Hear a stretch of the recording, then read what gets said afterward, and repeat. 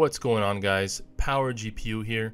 Today I wanted to clarify something for a lot of you guys on Reddit, Facebook that have been talking about the NVIDIA GTX 1080, stating that AMD has no chance at all to even compete with the new NVIDIA card.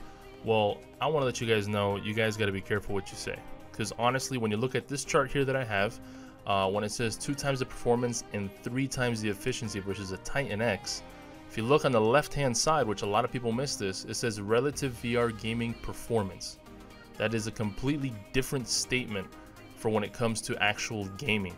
Huge difference. When it comes without if you're gaming without VR, it's not going to be that much more powerful. Now, the other thing too is if you look at the chart numbers on the left hand side, you see 0, 2, 4, 6, and 8.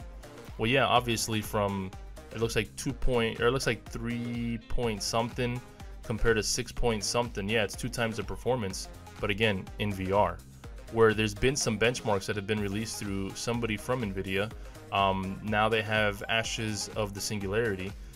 Somebody has been doing some benchmarks on there, and there's been actually posts of it stating GTX 1080, and a website, which I'm not remember which one it was, but they had this chart where they put it together and they went ahead and compared it to the Fury X and the 90 Ti. And as you can see, from the 90 Ti to the 1080, it's jumping around 7 FPS, and then from the Fury X is jumping about 6 FPS at 1080p. Then at 1440p, it's only off by 4 FPS on the 90 Ti and 5 FPS on the Fury X. So that statement that NVIDIA said it being faster than 2 GTX 980s and SLI, I think not. Maybe in VR, yes. So maybe in their special scenario of environment when they benchmark, yes. Maybe certain settings turned off on certain games, maybe, who knows. But I could honestly tell you that NVIDIA was definitely exaggerating when they said 2 times the performance and 3 times the well, I guess the efficiency could be true, but 2 times the performance of a Titan X and faster than an 980 SLI, I think not. So be careful. You don't know what AMD is going to come out with, and if AMD comes out with, let's say, the 490X at $299 and it's just as fast as a 1070 or slightly faster, I think AMD has it in the bag, because nobody wants to. I mean, a lot of people don't want to spend $600. Not at all. Here's a chart where you could actually see the actual GTX 1080 being compared to the Radeon Pro Duo, which scored 9,000 while the 1080 scored 8,900, and Fury, well, actually, the R9 Fury in Crossfire scored 8,500.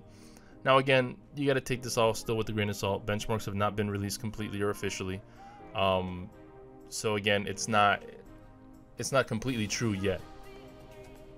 Alright guys, so I hope you guys enjoyed that quick little video that I did over some of the performances that have been coming out here and there, some little leaked benchmarks, I guess you can say.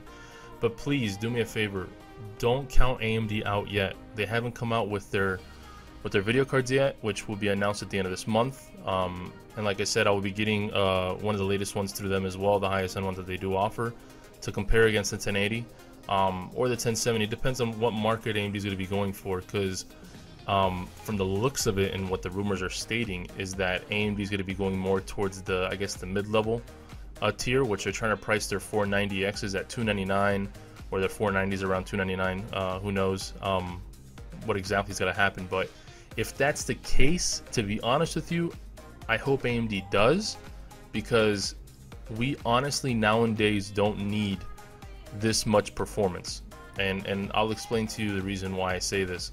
A lot of people are going with ultra-wide monitors nowadays. They're not doing NVIDIA Surround as much. Some people still are. Some people, are not. But even with a GTX 990 Ti or a Titan X, an SLI, or even just in a single setup, when I was running 3440 by 1440, I was running everything at max settings with no problem. Keep in mind, that's 3440 by 1440. Yes, it's not 4K. It's not, NVIDIA Surround. But I was running high FPS on a lot of games. So them coming out with a video card that powerful, it's really not needed unless you're running, VR still runs great on 990 Ti's. VR runs great on Titan X's.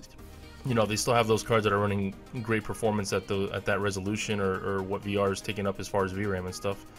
But I think AMD might pull something out of their, out of their hat this year. I kind of hope so, because The last AMD cards I wasn't impressed. I wasn't really impressed by the Fury, it was a good card, but it just wasn't for me yet. The whole water cooling with it as well, the custom loop that I had with it, they were saying, yeah, it's a smaller footprint, but then I had this water cooler with it, so it really wasn't a smaller footprint. It just had more stuff to add on to it. But that's pretty much it, guys. Just go ahead and leave your comments at the bottom. Definitely subscribe, hit the like button to stay tuned for more information over the new cards that are coming out this year. And keep in mind the release date for the reviews are going to be this month on the 17th of May. So that's going to be really interesting to see. So let's try to keep our mouth shut while we can, and stating that AMD's going to do bad or Nvidia's going to destroy them, or whatever. Let's try to keep our fanboyism a little bit down, if that's even really a word, fanboyism. I'm not sure, but let's try to keep it down to a minimum. Let's wait till the actual stuff officially releases, and then we have the numbers there to prove it, and let's just go from there.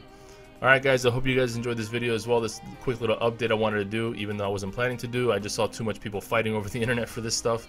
So that's pretty much it, guys. Power GPU signing out. See you guys in the next one.